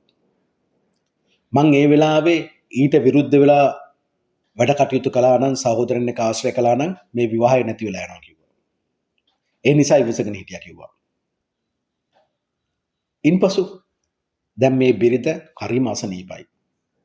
ගර්භාෂය ආශ්‍රිතව අසනීපයක්, දරුණු අසනීපයක්. හැබැයි මේ මහත්තයා මේ නෝනව තමන්ගේ වාහනේම අරන් ගිහිල්ලා දොස්තරට පෙන්නලා බෙහෙත් තේත් කරන්න සූදානම් නැහැ. මොකද්ද කියන්නේ? ඕන තරම් සල්ලි තියෙනවා, වාහන තියෙනවා, ඩ්‍රයිවර් කෙනෙක් එක්ක ගිහිල්ලා ડોක්ටර් කෙනෙක් හම්බලා වැඩ කරගන්න. අන්න ඒ වෛරය තවත් යන හැටි. දැන් මේ වෛරය අරන් ගියාම මොකද්ද වෙන්නේ අවසානයේ? මේ වෘශ්චික ලග්නියමයට ඊළඟ ආත්මෙදිත් මීට වැඩිය දරුණු බිරිඳක් නේද ලැබෙන්නේ විපාක වෙන්නේ. වෘශ්චික ලග්නියමනි පරිගන්න යන්න එපා. බුදුරජාණන් වහන්සේ නිතරම ඒ භාගතුන් රහත් ගෞතම සම්මා සම්බුදු බුදුන් වහන්සේ වදාරන්නේ වෛරයෙන් අවෛරය සංසිදේ. අපේ හිටපු ජනාධිපති 1950 ගණන් වල මුදල් නැමති වෙලා හිටපු දෙවනි ලෝක යුද්ධයෙන් ජපානයේ අසරණ වෙද්දී එක්සත් ජාතීන්ගේ මණ්ඩලය තුල වෛරෙන් අවෛරී සංසිදේ කියන වචනේ කියලා නේද ජපානයේ නැකිටවන්න රුසියාවේ තිබුණ විරුද්ධත්වය නැති කරලා දැම්මේ. ඔබත් වෛරයෙන් අවෛරය නැති කරන්න වෙන කෙනෙක් වෙනවා. වෛරය මතම ඉන්න එපා. ඔබට වෛර කරන කෙනාට ඔබ මෛත්‍රී කරන්න වෘශ්චික ලග්නෙහිමියනි. නැත්තම් මේ ජීවිතෙත් විපාක විඳිනවා. ඊළඟ ආත්මෙත් ඔබ විපාක විඳිනවා. ඇයි මේක මම වෘශ්චික ලග්නෙහිමියන්ට විතරක් කියන්නේ? මේ ලෝකේ ඉපදෙන සෑම මිනිසෙක්ම කාණ්ඩ 12කට බෙදලා තියෙනවා. ඒක තමයි මේෂ වෘෂභ ලග් විදියට අපි මීන වලින් ඉවර කන්නේ ලග්න 12. එන එක්කිනා ගේන පුරුදු වෙනස්. මේ වෘශ්චික ලග්නිමයන්ගේ පුරුද්දක් ගැන මම මේ කතා කරන්නේ. ඔබ මේ ආත්මෙදි මේ වෙනස් කරගත යුතුයි. දැන් මෙවැනි විදියට ඔබ ඔබගේ ජීවිතය ගත කළොත් වෘශ්චික ලග්නෙහිමියනි අනිවාර්යෙන්ම ඊළඟ ආත්මය මීට වැඩිය ඔබගේ පෞල් ලේඛකෙත් තුළ දුක කරදර ඔබට විඳින්න සිද්ධ වෙන්න පුළුවන්. ඒ සිදුවුම් සමූහය තුළ ඔබ ඇති කරගන්න වෛරය පරිගැනීම ඒ මුල හේතු කොටගෙනම ඔබට ඊළඟ ආත්මයේ වඩා නරක බිරිඳක් හෝ ස්වාමියෙක් ඔබට ලැබෙන්න පුළුවන් දුක් විඳින්න. එහෙමනම් ඔබ ඔබගේ බිරිඳට ස්වාමට මෛත්‍රී සහගතව සලකන්න ඕනේ.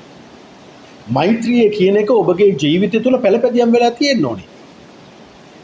කෙනෙක් තමාට බැන්නත් සිනාමුසු මූණින් ඒ පිළි අරගෙන නිහඬව ගමන් කරන්න පුළුවන් ශක්තියක් ඔබ ගොඩනගා ගන්නවා. ඔබ ඒ නැවත උත්තර දෙන්න ගියොත් ඔබ වෛරයත් එක්ක පැටලෙනවා. දෙවෙනි කරුණ තමයි ඔබ සැලසුම් කරන්න ඕන අද ඉඳන්. ඔබ විවාහක නම් කර්මයට අනුව මම මේ කියන දේවල් සුළු වශයෙන් හෝ වැඩි වශයෙන් ඔබ ළඟ තියෙනවා නම් ඔබ එයින් ගොඩ වෙන්න දැන් අදිස්ථානය කරගන්න ඕන. මොකද ඒ භාග්‍යවතුන් රහත් ගෞතම සම්මා සම්බුදු බුදුරජාන් වහන්සේ අපිට වදාරන්නේ ඕනම අකුසලයක් අද මං කරන්නේ නැහැ කියලා අදිස්ථානය කරගත්තට පස්සේ ඔබ කරන්නේ නැතුව ගියාම ඒ අකුසලයේ ඔබට යටපත් කරන්න පුළුවන්. දිට්ඨ ධම්ම වේදිනිය විපාක වශයෙන් ඔබට ඒන් සතුටට පීතියටපත් වෙන්න පුළුවන්. ඔබ වේදනාවටපත් කරපු ඒ දුක් ගැහැට ඒ අකුසල ඔබට නැති කරලා දාන්න පුළුවන්. ඒ සඳහා ඔබ හොඳ දේවල් කරන පුරුද්දක් ඔබ ඇති කරගන්න ඕනේ. ඒත් එක්ක වෘශ්චික ලග්නෙ මෙන්න මේ වගේ වෘශ්චික ලග්නෙ මම දැකලා දෙන පෞල් ලේඛකයෙක්. මම ওই පෞල් ලේඛකය තුල කිව්වේ දුක්ඛ කනසල්ල ඇති කරගන්න පෞල් ලේඛකයක් ගැන. එහෙම නොවිච්ච සමාදනකාමී පෞල් ලේඛකක් තියෙනවා.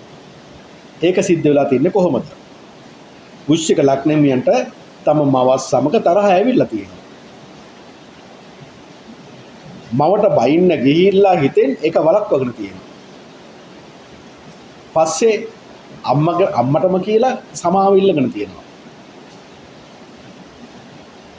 ඒ කියන්නේ බයින්න හිතුවා විතරයි බැන්නේ නැහැ. එහෙම නැත්නම් ඔබ බයින්න ගියා විතරයි තව ළඟම කෙනෙක් කල්යාණ මිත්‍රෙක් ඔබ එයින් වැළැක්වුවා. ඒ තුල නීච භංග රාජෝගයක් අරගෙන ආපු උපත් ඕන තරම් තියෙනවා මේ ලෝකයේ තුල. තරහ එනවා තරහ පිට කරන්නේ නැහැ. ඒක වළක්ව ගන්න. ඒ ඔබ පෙර ආත්මවල අවංකත්වයේ හොඳට ප්‍රගුණ කරපු නිසා, පුරුෂ වීර්යයෙන් වැඩ කරපු නිසා, ගෙදර හැම කෙනෙක්ම ඉතා හොඳින් තියාගෙන දරපු උත්සාහය නිසා, තම බිරිඳත් එක්ක බොහොම සහයෝගයෙන් වැඩ කටයුතු කරපු නිසා, තම පියාට හොඳින් ගරු කරලා සැලකපු නිසා, කිසි කෙනෙකුට තමාට අපවාදයක් එන්නේ නැති විදියට බාහිරවත් අභ්‍යන්තරවත් ඔබ පිරිසිදුව පංචශීලයේ රැකෙමින් ජීවිතය ගත කරපු නිසා. හැබැයි ඒ පුරුද්ද තුල මම මේ කියන වෘශ්චික ලග්නෙහිමියන්ගේ අපායක් බදු නිවස ස්වර්ග රාජ්‍යයක් බවට පත් කරගෙන ජීවත් වෙන අයත් ඉන්නවා. හැබැයි මේ වෘශ්චික ලග්නෙහිමියෝ ඔව් ඇය පුරුද්දක් විදියට අම්මට සැලකීම යුතුයකමක් කරගෙන බිරිඳට සැලකීම යුතුයකමක් බවට පත් කරගත්තා. මව විතරක් මේ මව පාර්ශ්ව ඥාතින්වත් හොඳට රැක බලා ගන්න. පියාව හොඳට රැක බලා ගන්න. ඒ වගේම සෑම කෙනෙකුටම නිසි ගෞරවය දීලා කතා බහ කරන කෙනෙක් බවට පත්වීමේ පුරුදු ඔබ පෙර ආත්මවල ඉඳලා රැකගෙන ඇවිල්ලා තියෙනවා. ඒතර මේ පුරුද්ද ප්‍රායෝගික ලෝකයේදී ඔබ ක්‍රියාත්මක වෙනවා. එතකොට ඔබගේ පෞල් ජීවිතය පෞල් ඒකකය හරි වාසනාවන්ත වෙනවා. දක්ෂ දරුවෝ උපදිනවා. ඔවුන් නිසා සතුටටපත් වෙනවා. ගෙවල් දොරවල් ඉඩකඩම් දේපොළ ඔබට පවතිනවා. ජීවිතේ අසල්වාසීන් නිසා රටවාසීන් නිසා ඔබ අගෞරවයටපත් වෙන්නේ නැහැ. නරක ප්‍රසිද්ධියක් ඇති කරගන්නේ නැහැ. තනි වෙලා ඉන්න සිද්ධ වෙන්නේ නැහැ. හැබැයි ඔබ මේ ආත්මය තුල නිවැරදි වන්න නම් ඔබ අනිවාර්යයෙන්ම බෞද්ධයෙක් විදියට බෞද්ධයෙක් නොවුනත් අන්‍ය ආගමික දුවේ පුතෙක් මේක අහගෙන ඉන්නවා නම් මම මේ කියන දේ හොඳට අහගන්න. ඔබටත් මේක ක්‍රියාත්මක කළ හැකියි. ඔබගේ පෞල් ඒකකය සාර්ථක කරගන්න පුළුවන් එකම ක්‍රමය තමයි ඔබ ආර්ය අෂ්ටාංගික මාර්ගය කියන ප්‍රතිපත්තිය හඳුනාගෙන ඒ ආර්ය අෂ්ටාංගික මාර්ගික ප්‍රතිපදාව තුල ගමන් කිරීම.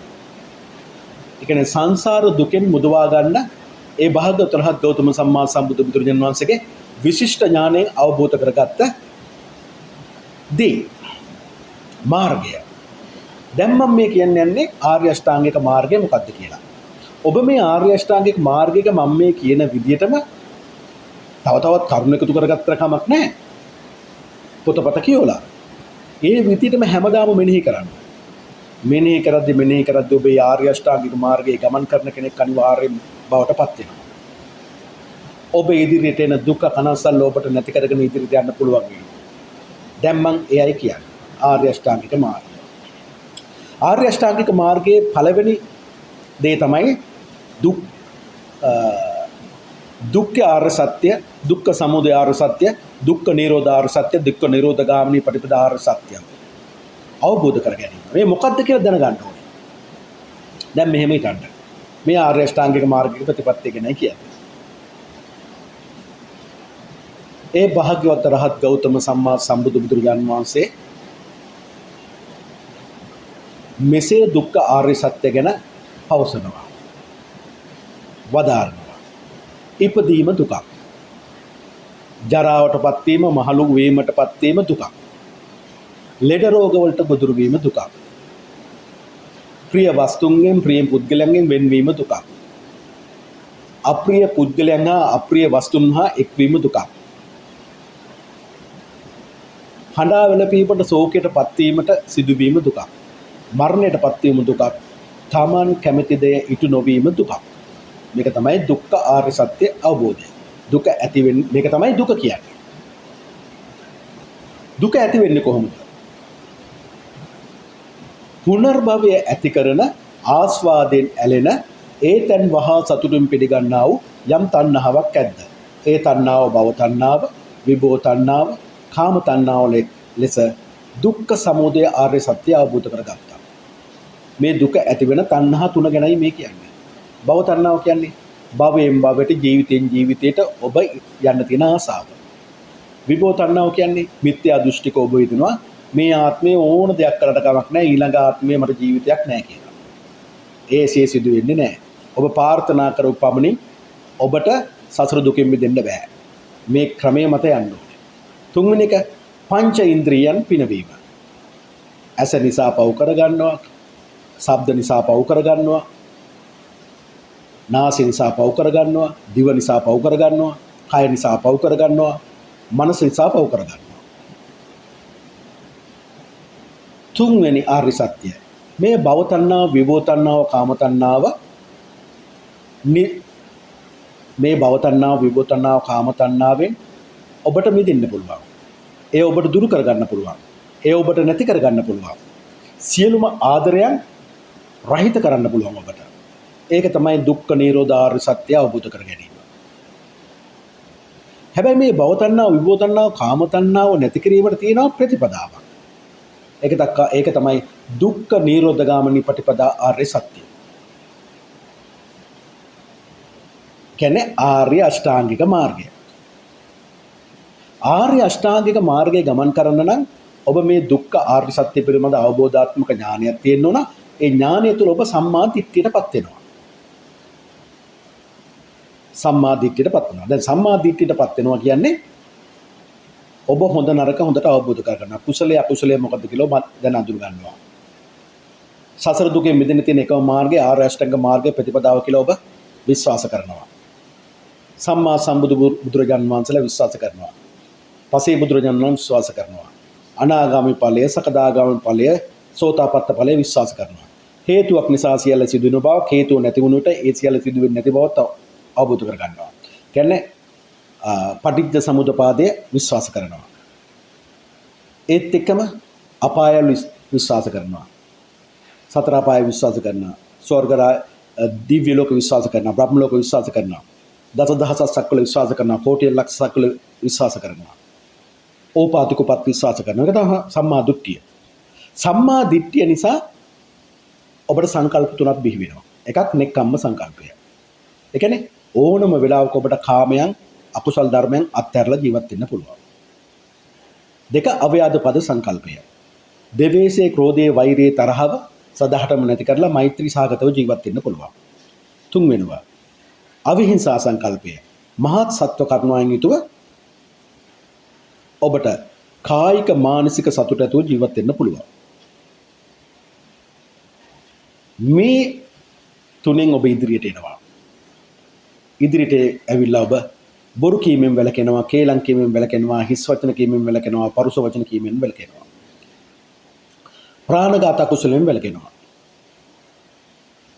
සොරකම් කිරීමෙන් වැළකෙනවා. වැරදි කාමසෙනෙන් වැළකෙනවා. සියලුම මිත්‍යා ආජීවයන් දුටු කරගෙන ධර්මික ලෙස ජීවත් වෙනවා. ඒ කියන්නේ මිත්‍යා දෘෂ්ටික ගතියෙන් බැහැරව බුදුන් වදාළ ධර්මයට අනුව ජීවත් වෙනවා. ඒ කියන්නේ පංචශීලයේ ආරක්ෂා කරන කෙනෙක් බවට පත් වෙනවා. ඉන්පසු සම්මා වීරිය වඩනවා. පළවෙනි එක නූපන් අකුසලයන් උපද්දවා නොගැනීම පිණිස තමා තුළ කැමැත්තක් ඇති කර ගන්නවා. ඒ සඳහා වෑයම් කරනවා, වීරිය වඩනවා. සිත තවත් බලවත් කරගෙන වීරිය වඩනවා. දෙවෙනි උපන් අකුසල් ප්‍රහාණය කර පිණිස තමා තුළ කැමැත්තක් ඇති කර ගන්නවා. ඒ සඳහා වෑයම් කරනවා, වීරිය වඩනවා. සිත එන් කර ගන්නවා, බලවත් ලෙස වීරිය වඩනවා. තුන්වෙනි නූපන් කුසලයන් උපද්දවා ගැනීම පිණිස තමා තුළ කැමැත්තක් ඇති කර ගන්නවා. ඒ සඳහා වෑයම් කරනවා, වීරිය වඩනවා, තදබල ලෙස වීරිය වඩනවා. හතරවෙනි උපන් කුසලයන් පවත්වා ගැනීම පිණිසත් මුලා නොවීම පිණිසත් කුසලයන් දියුණු කර ගැනීම පිණිසත් භාවනාවන් සම්පූර්ණ කර ගැනීම පිණිසත් තමන් තුළ කැමැත්තක් ඇති කර ගන්නවා. ඒ සඳහා වෑයම් කරනවා, වීරිය වඩනවා, සිතෙන් කර ගන්නවා, බලවත් ලෙස වීරිය වඩනවා. සම්මා වීරිය වැඩි වීම පස්සේ යන්නේ අපි සම්මා සතියට. සම්මා සතියේ පළවෙනි එක තමයි තමන්ගේ කය.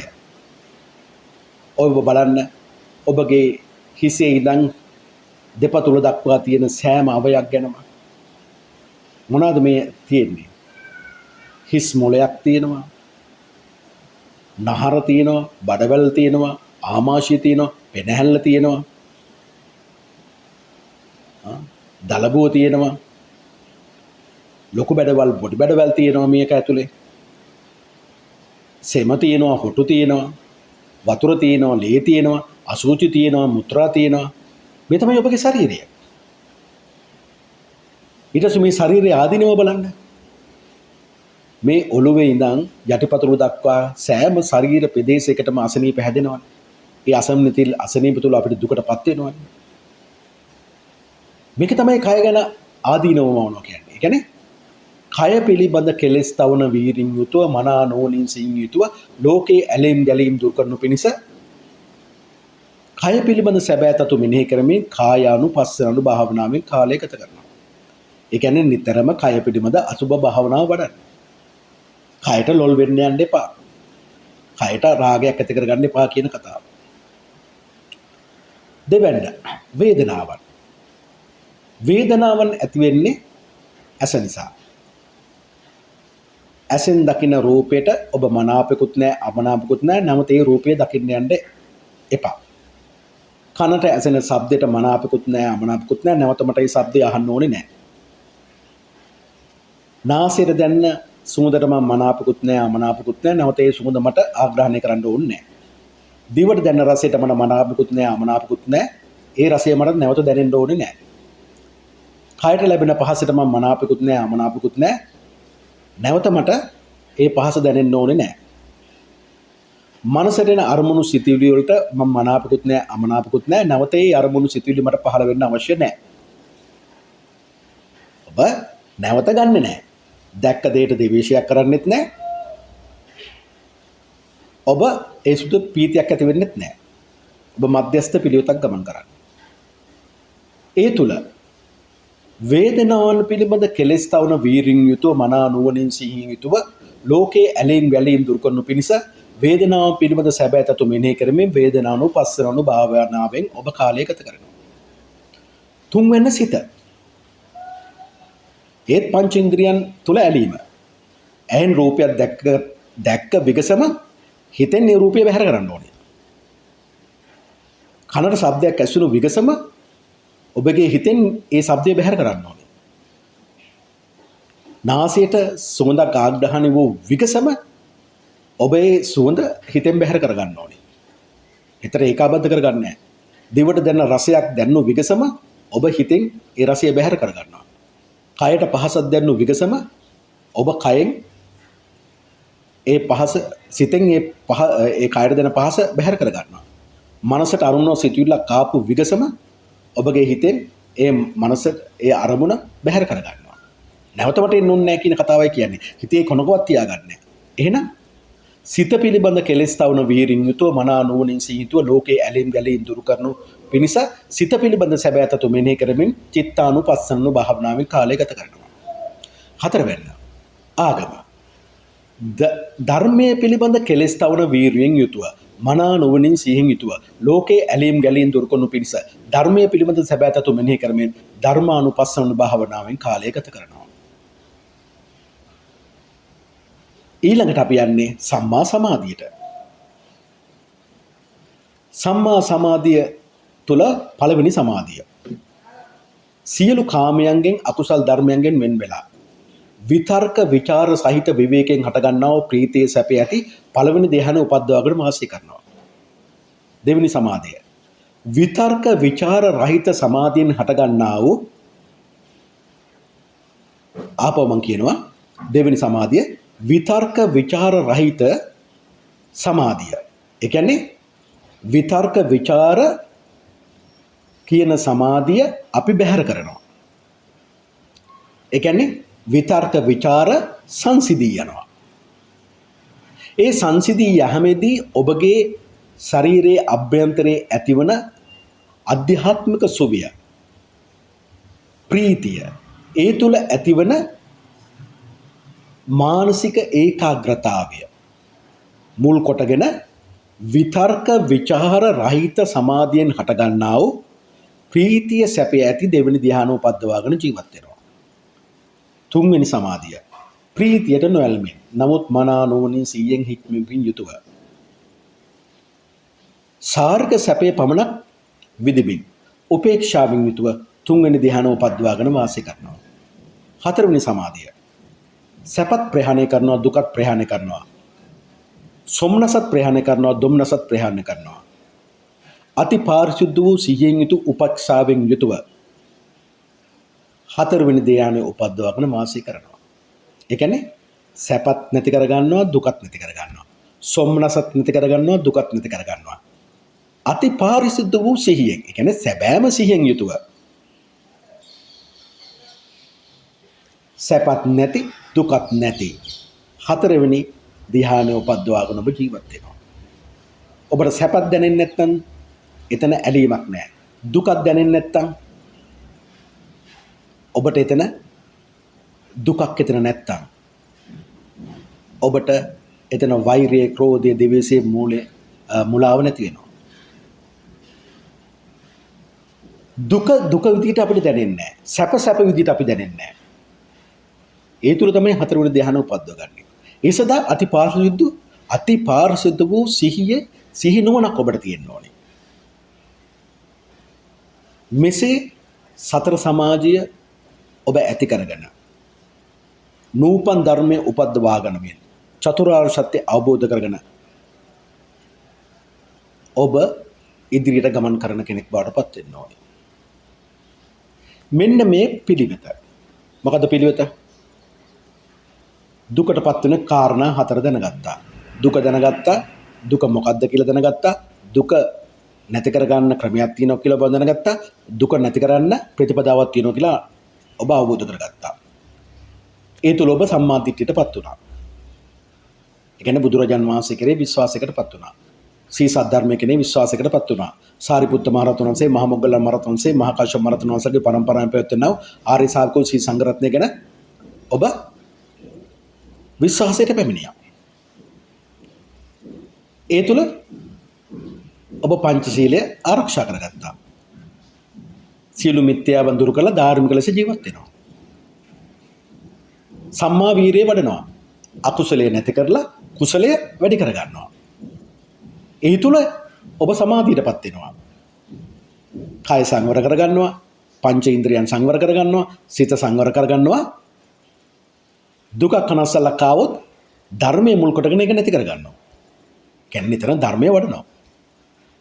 අපි බුදුගුණ මෙහෙණි කරනවා කියන්නේ සී සද්ධර්ම ගුණ මෙහෙණි කරනවා කියන්නේ සී සංඝරත්න ගුණ මෙහෙණි කරනවා කියන්නේ නිතර කර්ණීයමෙත සූත්‍රය සත්ගායනා කරනවා කියන්නේ අන්න ඒක තමයි. ඊට පස්සේ මොකද වෙන්නේ? ඔබ සම්මා සමාධිය කරා යනවා. ඉස්ලාම් විචාරක ਵਿਚාර නැති කරනවා. කියන්නේ ඕනම දෙයක් පිළිබඳ තර්කයක් නැහැ. ඒ මම පිළිගන්නවා. විතර්ක කියන්නේ තර්කයක් සැකයක් නැතුව ඒ ධර්මයේ පිළිබඳ අපි සමාධියටපත් වෙනවා. අනිත් දෙවෙනි එකේදී විතර්ක ਵਿਚාර සංසිඳනවා. ඒ දෙයක්වත් අපිට හිතෙන්නේ නැහැ. ඒ තුල අපි ගොඩනගා ගන්නවා සැපය සුවය. තුන්වෙනි එක ප්‍රීතියට ඇලෙන්නේ නැහැ. දෙයක් ලැබුණා කියලා මම සන්තෝෂයටපත් වෙන්නේ නැහැ. ලැබුණා ඒක එච්චරයි. හැබැයි ශාරීරික සැපේ විඳිනවා. ඒක තමයි තුන්වෙනි ධ්‍යානෙ. ඒතර හතරවෙනි ධ්‍යානෙදී සැපත් නැති කරලා දානවා දුකත් නැති කරලා දානවා. එතකොට සැප නිසා රාගයට අහු වෙන්නෙත් නැහැ. දුක නිසා ඔබ කනගාටුවටපත් වෙන්නෙත් නැහැ. සොම්නස දොම්නස ඔබට නැහැ. අන්නේ සතර සමාධියටපත් වෙනවා. ඒ තුල ඔබ නූපන් ධර්මයේ උපද්දවාගෙන මින් චතුරාර්ය සත්‍ය අවබෝධ කරා යන ගමනක යනවා. මේක තමයි ආර්ය අෂ්ටාංගික මාර්ගික ප්‍රතිපදාව. ඔබ මෛත්‍රී භාවනාවත් මේ ආර්ය අෂ්ටාංගික මාර්ගික ප්‍රතිපදාව තුල ඔබ ගමන් කළොත් මම අර පෙර කිව්වේ අම්මට තාත්තට බිරිඳට සෑම කෙනෙකුට හොඳින් ගෞරවය පවත්වපු කුසලයක් සහිත ඉපදුණු අයටත් මම මේ කියන දේවල් මතුවෙනවා.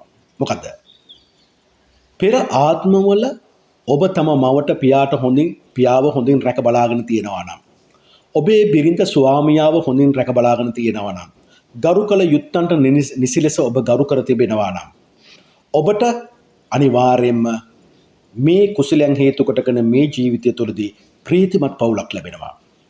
තරහ එනවා. නමුත් විගස තරහ නිමෙනවා. ඒ තුල ඔබ අධික ත්‍යාගවන්ත වෙනවා. තමන් සතුද යන්න ඉඩ දෙනවා. නිර්භීතව ඉදිරියට යනවා. මොකද ඔබ අකටයුතු පව් වැඩ කරන්නේ නැති නිසා. බයක් නැහැ. හොඳ ශරීර සෞඛ්‍යයෙන් යුත් ශරීර ශක්තිය තියෙන කෙනෙක් බවට පත් වෙනවා. ක්‍රීඩාවට සෙල්ලම් වලට ප්‍රීති වීමට තද ආසාවක් දක්වනවා. දිනන්න කැමති වෙන කෙනෙක්, දිනන්න පුළුවන් කෙනෙක්. සැඟවිලි අදහස් නැති බැවින් මුදල් රැස් කරන්න අමාරුයි. ගමන් බිමන් වලින් යහපත් ප්‍රතිඵල ලබනවා. සහස්‍ර දැනීමේ නුවණක් තියෙනවා. අසංවර ප්‍රේම බන්ධන වලින් ඔබ වැළකී සිටිනවා. මෙන්න මේ විදිහට තමයි ඔබගේ ජීවිතය තුළ ඔබ ගමන් කරන්න ඕනේ. ඒ සඳහා ආර්ය අෂ්ටාංගික මාර්ග ප්‍රතිපදාව ඔබ අනිවාර්යයෙන්ම ගොඩනැගිය යුතුයි, අනුගමනය කළ යුතුයි. ඉන්පසු මෛත්‍රිය නිරන්තරයෙන් ඔබ වැඩි යුතුයි. ඒ තුළ ඔබට සුන්දර වාසනාවන්ත පවුල් ලේඛකයක් ඔබට ලැබෙනවා.